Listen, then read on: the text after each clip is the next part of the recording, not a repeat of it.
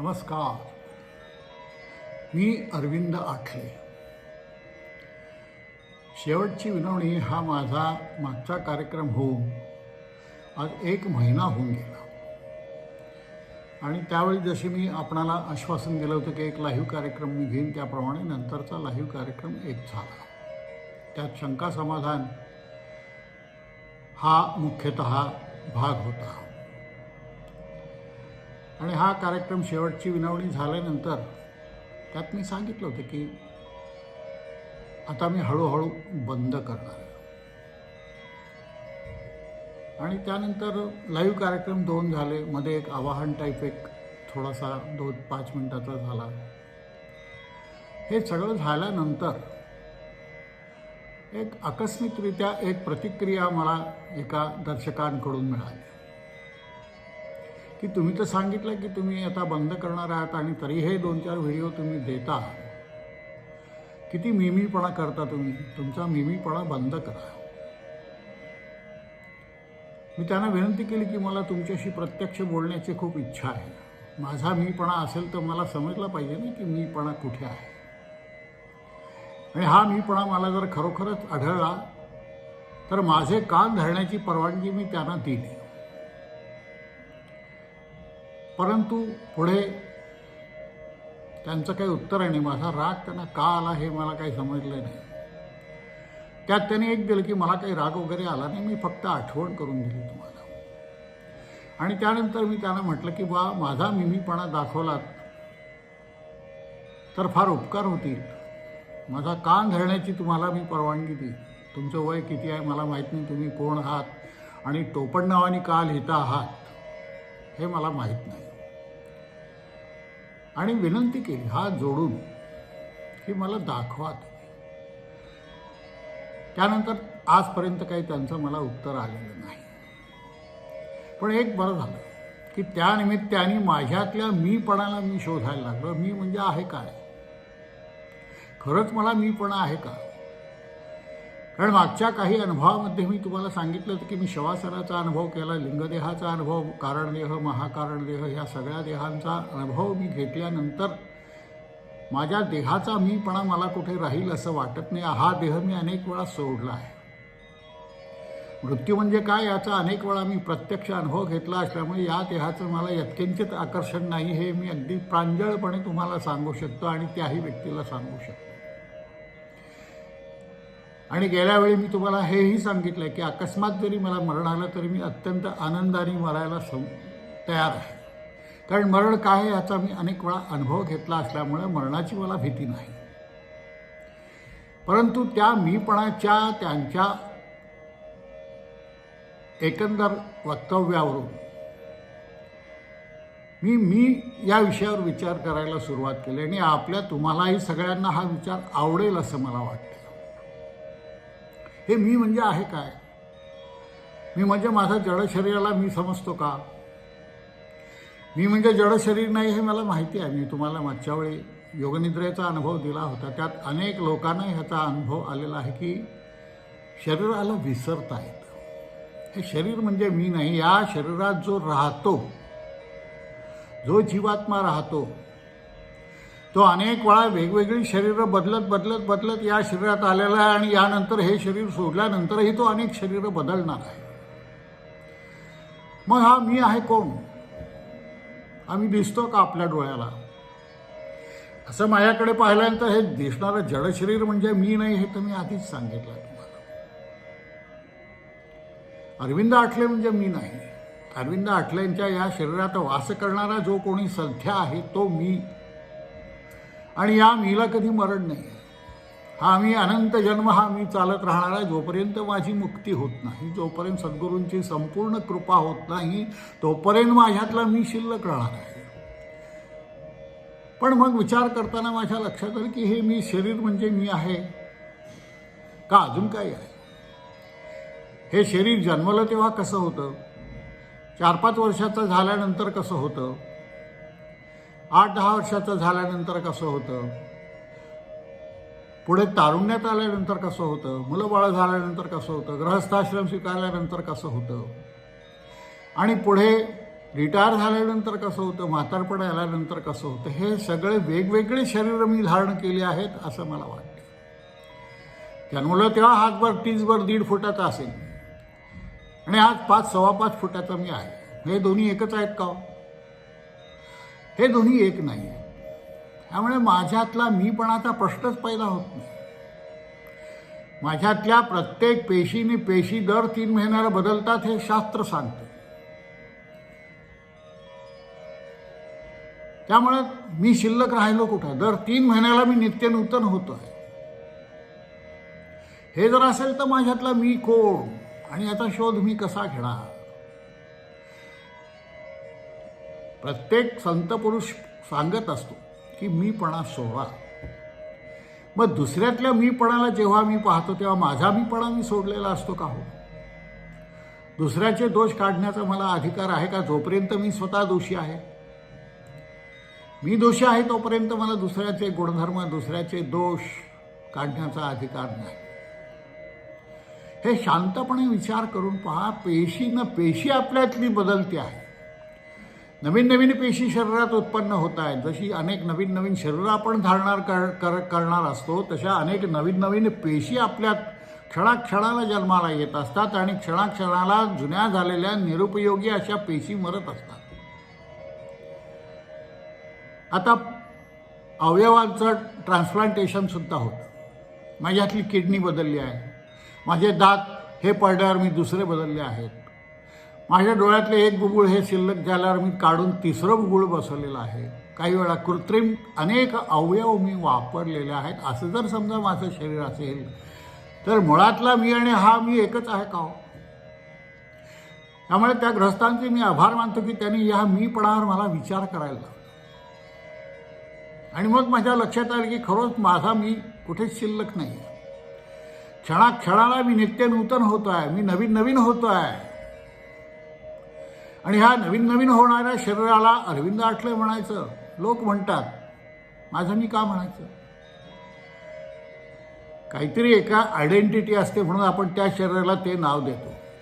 मग ते शरीर कितीही बदललेलं असो, लहानपणापासून म्हातारपणापर्यंत अनंत वेळा एखाद्या मुलाला लहानपणी आपण बघितलं असलं तर नंतरच्या वयात त्याला ओळखूही शकत नाही, इतकं ते बदललेलं असतं.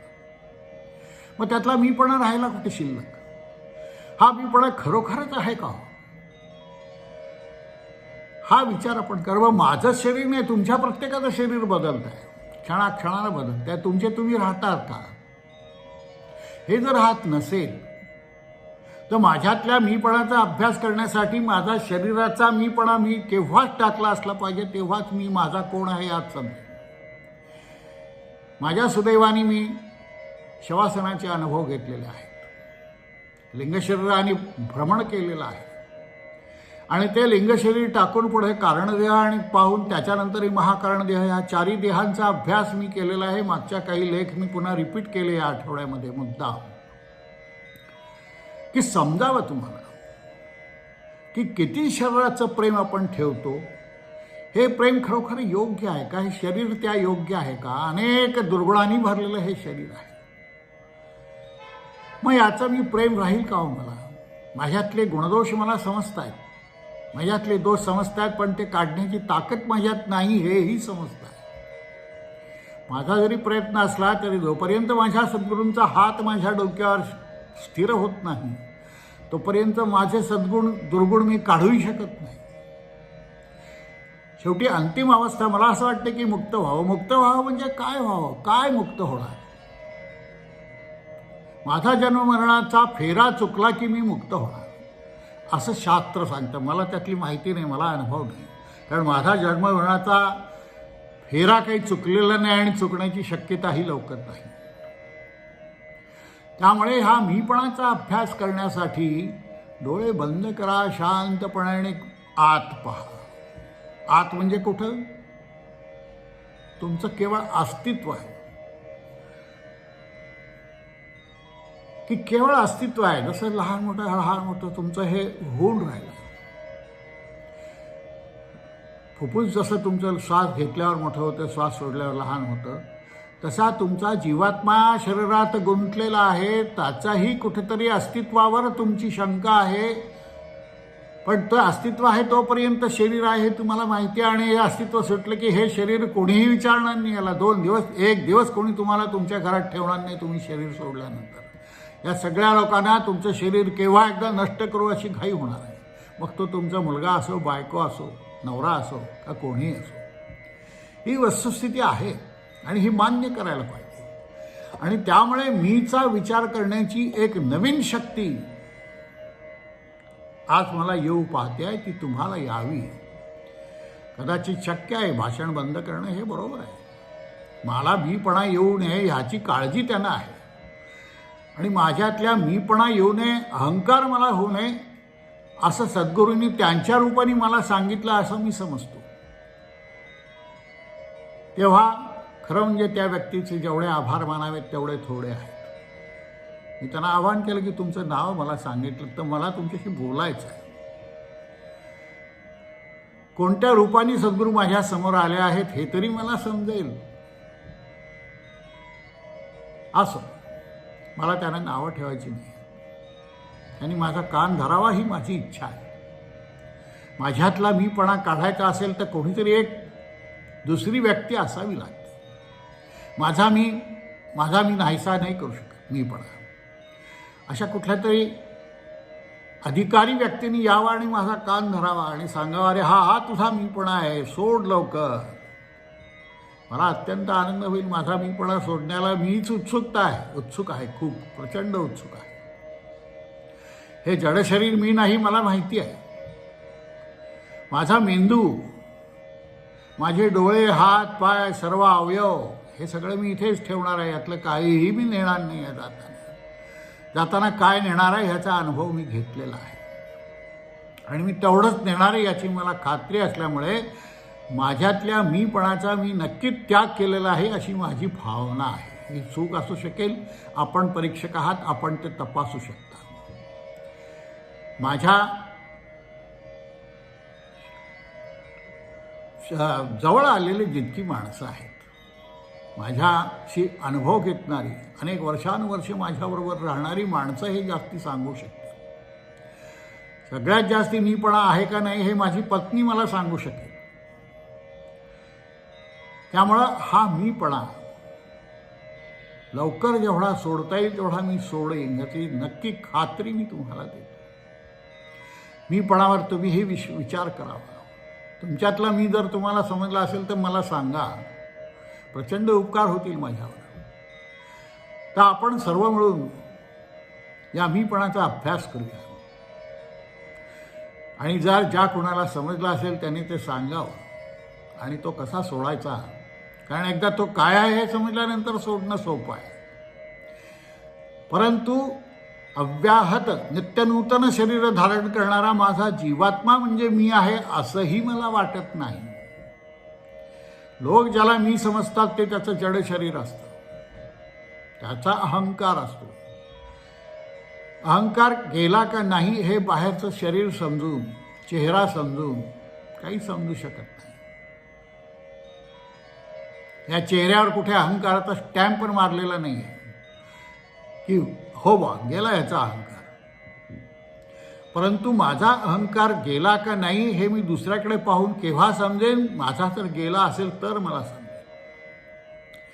माझा अहंकार जोपर्यंत जात नाही तोपर्यंत दुसऱ्याच्या अहंकाराला, दुसऱ्याच्या मीपणाला डिवचण्याचं मला काहीही अधिकार नाही. मी त्या व्यक्तींना स्पष्ट लिहिलं की तुम्हाला जर वाटत असेल की मी फार मीपणा करतो, मी काही माझा आग्रह नाही केलेला की तुम्ही माझी भाषणं ऐका. सोडून द्या. तुम्हाला कोणी सांगितले माझी भाषणं ऐकायला? माझ्या भाषणात जर मीपणा तुम्हाला जाणवत असेल तर मीपणा काय आहे याची तुम्हाला नक्की कल्पना असली पाहिजे. तर मला समजावून सांगा. तर सर्व दर्शकांना माझी विनंती आहे की हे जे काही सगळं मांडलेलं आहे याच्यावर तुम्हीही विचार करा. तुम्हीही तुमच्या मीपणावर विचार करा.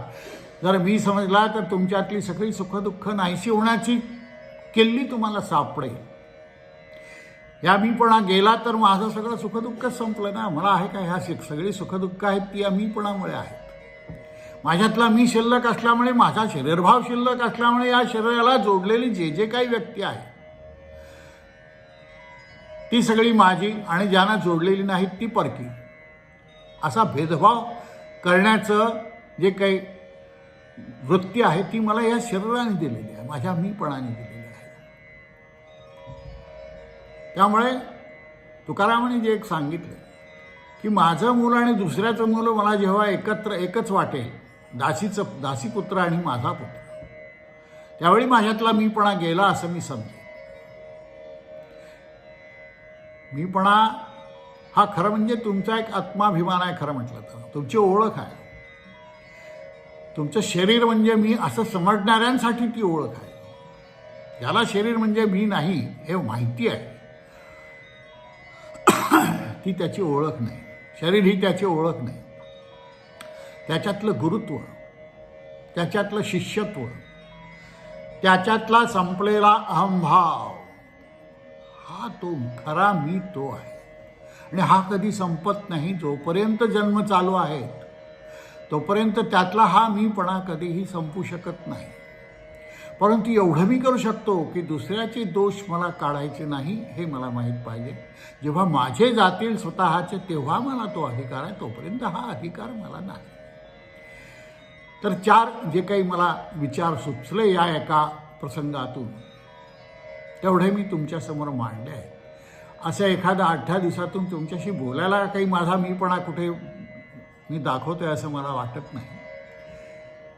आणि हा तुम्ही मान्य कराल, हा विचार तुम्ही विचार कराल या विषयावर. हा विचार ढवळून पहा, तुमच्या अंतर्गत तो शिरवा आणि मी म्हणतो त्यात किती तथ्य आहे ते समजा. मलाही सांगा जर तुम्हाला समजलं असेल तर. इथे तुमची रजा घेतो. नमस्कार.